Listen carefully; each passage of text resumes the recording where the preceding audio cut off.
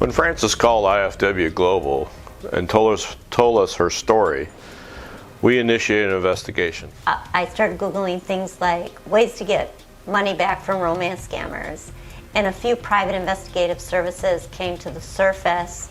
I did receive responses back from 3 of the private investigative services. 2 of them basically told me, said, well, we can tell you if he's real or not, but your money's gone. There's no way to get your money back. The third private investigative service that I found was IFW Global, and I received a call from one of their investigators, and he was confident, based on the information I provided him about my story, the paper trail that I had, that he would be able to get my money back. When I asked Frances how she sent the money to the scammer, Frances told me that the scammer gave her specific instructions to send a wire transfer from her bank to another bank. When Frances tried to do the wire transfer, the bank that she was sending the money to was permanently closed. She reached back out to the scammer and told him that she couldn't send the money that particular way. The scammer then gave Frances specific instructions to send the money through a cashier's check to a business located in Atlanta, Georgia. The business was the travel logistic company to make the travel arrangements for the scammer to travel back to the United States to be with Frances. When I conducted research on the address that she actually sent the check to, it came back to a residence in an upscale neighborhood in Atlanta, Georgia.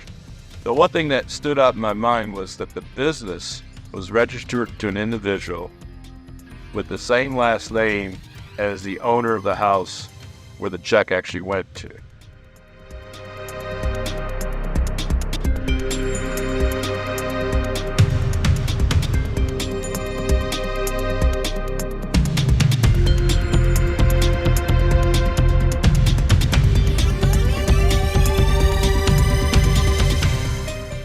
I traveled to Atlanta, Georgia, and found that the business address was actually an apartment complex.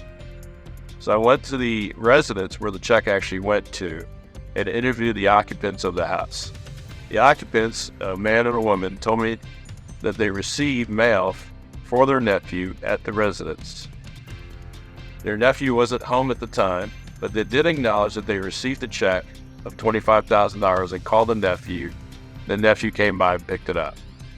I asked the aunt if the nephew was at home or was located in the area, and she told me that he was in Ghana. Ghana is a place where a lot of these romance scams come out of. So I asked the aunt if she could call the nephew up on the telephone. She agreed and gave me the telephone. I spoke to the individual. So while talking to John on the phone, I told John that I was a private investigator and he had received money from my client of $25,000, which he had no business dealings with my client. John told me that he was actually, he received the money, cashed the money, but gave it to his friend.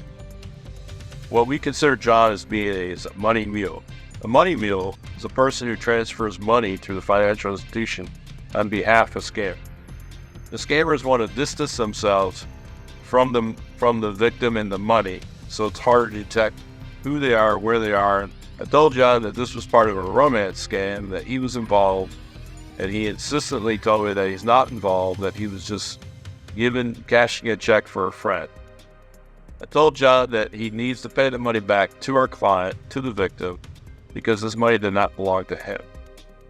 John acknowledged and said he would work with us, and through 4 months, we finally got the full payment back to our victim, Frances.